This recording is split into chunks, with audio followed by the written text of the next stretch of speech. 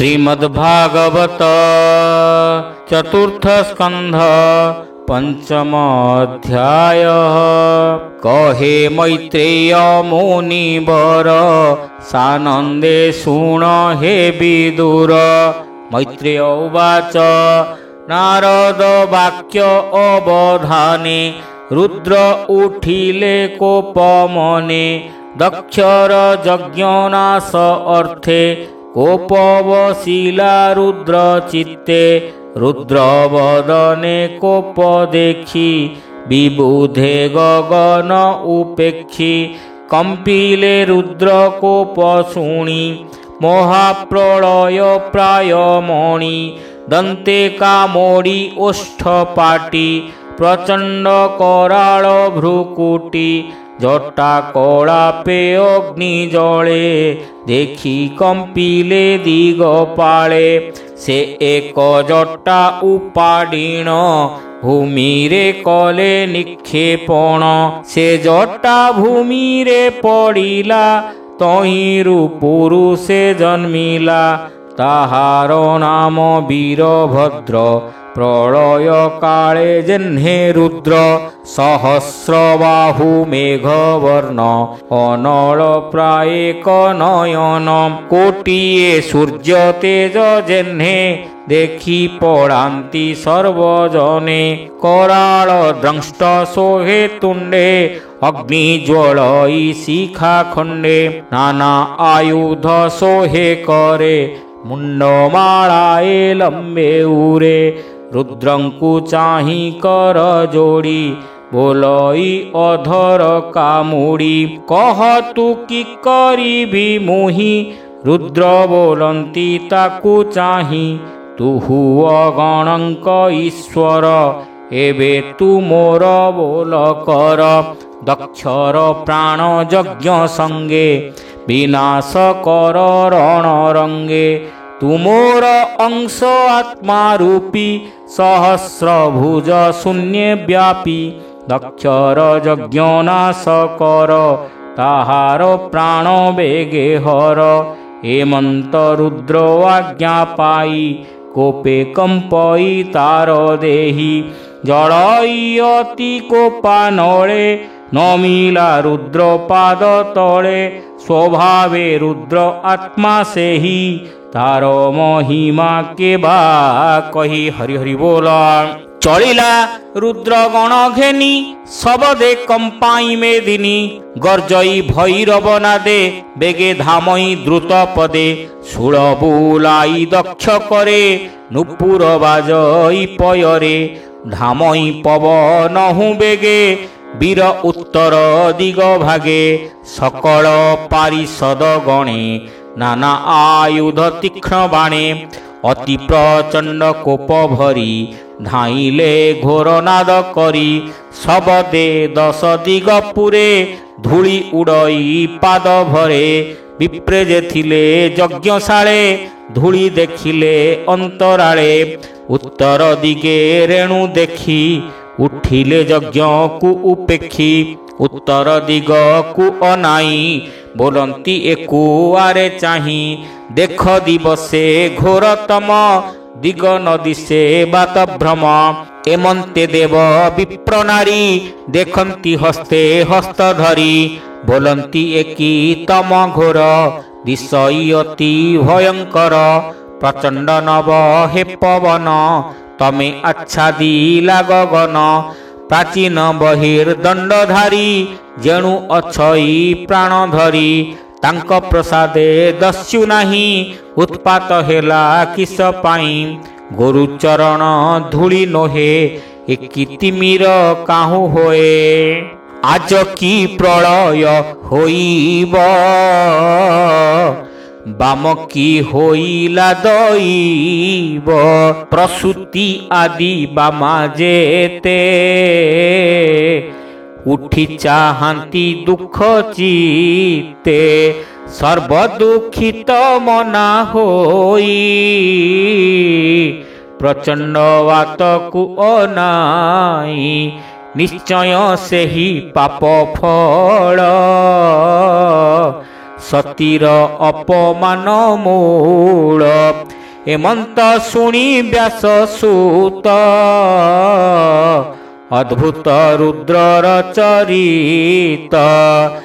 ଯେ ରୁଦ୍ର ପ୍ରଳୟ କାଳରେ ତୀକ୍ଷ୍ଣ ତ୍ରିଶୂଳ ଧରି କରେ ନୃତ୍ୟ କରନ୍ତି ଅତି ବେଗେ ଦେଖି ପଳାନ୍ତି ଦିଗ ନାଗେ ସହସ୍ର ଭୁଜ ଊର୍ଧ୍ୱେ କରି ନଟର ପ୍ରାୟ ବେଶ ଧରି ଚଣ୍ଡାଟ୍ଟହାସ ଶୋହେ ତୁଣ୍ଡେ ତେଜେ ନକ୍ଷତ୍ର ଗଣ ଖଣ୍ଡେ। ହରି ହରି ବୋଲ। ଅସହ୍ୟ ତେଜ ଯୋଗ ବଳ ଦିଶଇ ଭ୍ରୁକୁଟି କୁଟିଳ କରାଳ ଦ୍ରଂଷ୍ଟ ଶୋହେ ତୁଣ୍ଡେ ତେଜେ ନକ୍ଷତ୍ର ଗଣ ଖଣ୍ଡେ। ତାରେ ଦୋରେ ହା କରି କେହି ବିଧାତା ହେଲେ ରକ୍ଷା ନାହିଁ ଦକ୍ଷକୁ ଚାହିଁ ସଭାଜନେ ବୋଲନ୍ତି ଅତି ଦୁଃଖ ମନେ। ଦେଖ ଏହାର କର୍ମ ଫଳେ ଆଯତନ ଶିଲୁ ସକଳେ ଘୋର ଉତ୍ପାତ ଦୁଃଖ ମନେ ଭଏ ଲୁଚିଲେ ସର୍ବଜନେ। କେ କହୁ ଜନଙ୍କ ବିକଳ ତକ୍ଷଣେ ମିଳି ରୁଦ୍ର ବଳ ନାନା ଆୟୁଧ ଧରି କରେ ବେଗେ ବେଢ଼ିଲେ ଯଜ୍ଞ ଘରେ। ପିତ୍ତ ପିଙ୍ଗଳ ଦିଶେ ବର୍ଣ୍ଣ କେହି ବା ମକର ଆନନ ଶବଦେ ଗଗନ ଉଛୁଳେ ବେଗେ ପଶିଲେ ଯଜ୍ଞଶାଳେ। କେହୁ ଭାଙ୍ଗନ୍ତି ଯଜ୍ଞ ବାସ କେ ପତ୍ନୀ ଶାଳା କରେ ନାଶ କେ ପାକଶାଳେ ପ୍ରବେଶନ୍ତି କେ ଯଜ୍ଞ ପାତ୍ରକୁ ଭାଙ୍ଗନ୍ତି କେ ଯଜ୍ଞ କୁଣ୍ଡରେ ମିଳନ୍ତି ମୂତ୍ର ପୁରିଷ ଉତ୍ସର୍ଗନ୍ତି। କେ ଭୟଙ୍କର ନାଦ କଲେ ଯଜ୍ଞ ମେଖଳା ବେଦି ତୁଲେ ଭାଙ୍ଗିଲେ ଅତି କୋପ ଭରେ ଶୂଳ ବୁଲାଇ ଦକ୍ଷ କରେ। କେ ଧାଏଁ ମୁନିଙ୍କ ଉପରେ ତର୍ଜନ୍ତି ଅତି କୋପ ଭରେ ସ୍ତ୍ରୀ ଗଣଙ୍କ ମଧ୍ୟେ ପଶି ରାହୁ ଯେ ସନେ ଗ୍ରାସେ ଶଶି ଦେବେ ପଳାନ୍ତି ତାହା ଦେଖି ଯଜ୍ଞର ଭାଗକୁ ଉପେକ୍ଷି। ତାହାଙ୍କୁ ରୁଦ୍ରଗଣେ ଦେଖି ଧାଇଁଲେ ଦୟାକୁ ଉପେକ୍ଷି ଭୃଗୁକୁ ମଣିମାନ ବାନ୍ଧେ ତା ଦେଖି ପ୍ରଜାପତି କାନ୍ଦେ। ଦକ୍ଷକୁ ବୀରଭଦ୍ର ଧରି ପଶୁର ପ୍ରାୟ ବନ୍ଦୀ କରି ଚଣ୍ଡୀଶ ପୂଷଣକୁ ଧରେ ଭଗକୁ ଧରେ ନନ୍ଦୀଶ୍ୱରେ। ଯଜ୍ଞେ ଦେବତା ଯେତେ ଥିଲେ ଋତିଜ ଋଷି ବିପ୍ରତୁଲେ ରୁଦ୍ରଗଣଙ୍କ ତେଜ ଦେଖି ଭାଜିଲେ ଯଜ୍ଞକୁ ଉପେକ୍ଷି। ଭୃଗୁ ଯେ ଯଜ୍ଞେ ହୋମକାରୀ ଘୃତ କ୍ଷେପନ୍ତି ଶ୍ରୁବ ଧରି ତାହାଙ୍କ କେଶ ବାମ ହସ୍ତେ ରୋଷେସେ ଧଇଲେ ତୁରିତେ ତାହାଙ୍କ ଦାଢ଼ି ଦକ୍ଷ କରେ ପୁଣି ଉପାଡ଼ି କୋପ ଭରେ। ସଭାରେ ପଦ୍ମଜୋନି ବଳା ଯେ ଦାଢ଼ି ହଲାଇ ହସିଲା ଉପାଡ଼ି ଭୃଗୁ ଲମ୍ବ ଦାଢ଼ି ଭଗକୁ ରୋଷେ ତଳେ ଯୋଡ଼ି ଚକ୍ଷୁ ଉପାଡ଼ି ନଖ ଅଗ୍ରେ ପୂର୍ବର ସାପ ବଇ ଭୋଗେ। ରୁଦ୍ରଙ୍କୁ ସାପ ଦେବା ବେଳେ ଯେଉଁ ଚକ୍ଷୁରେ ଠାରିଥିଲେ ଦକ୍ଷର ଶିବ ନିନ୍ଦା କାଳେ ଅପମାନିତ କୋପା ନଳେ ଦନ୍ତ ଦେଖାଇ ପୁଷା ହସେ ସେ କଥା ସ୍ମରି ମହାରୋଷେ ମୁଷ୍ଟି ପ୍ରହାରୀ ବାମ କରେ ଦନ୍ତ ଝାଡ଼ିଲେ ରୋଷ ଭରେ।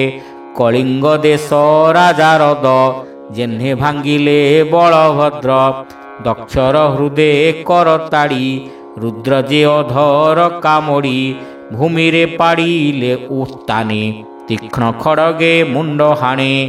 ଅକ୍ଷୟ ତାହାର ଶରୀର ଦେଖି ବିସ୍ମିତ ଶୂଳଧର ଅବଧ୍ୟ ଦେଖି ତାର ଗତି ବିସ୍ମୟେ ଭାଳି ପଶୁପତି। ତୀକ୍ଷ୍ଣ ଖଡ଼ଗେ ଛେଦି ଶିର ସେ ବୀର ହୋଇଲା ବାହାର ଶିର ପଡ଼ିଲା ଅଗ୍ନିକୁଣ୍ଡେ ରହିଲା ମାତ୍ର ମୃତ୍ୟୁ ପିଣ୍ଡେ। ପିଶାଚଗଣ ଘେନି ସଙ୍ଗେ नाचिले वीरभद्र रंगे दक्ष संपद नाश करी दक्षिण भुजे शूल धरी से वीर होइले बाहार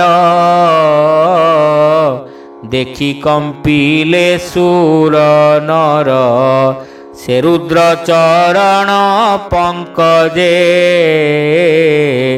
ब्राह्मण जगन्नाथ भजे भावे से रुद्र चरण पंकजे भावे ब्राह्मण जगन्नाथ भजे। हरि हरि बोल।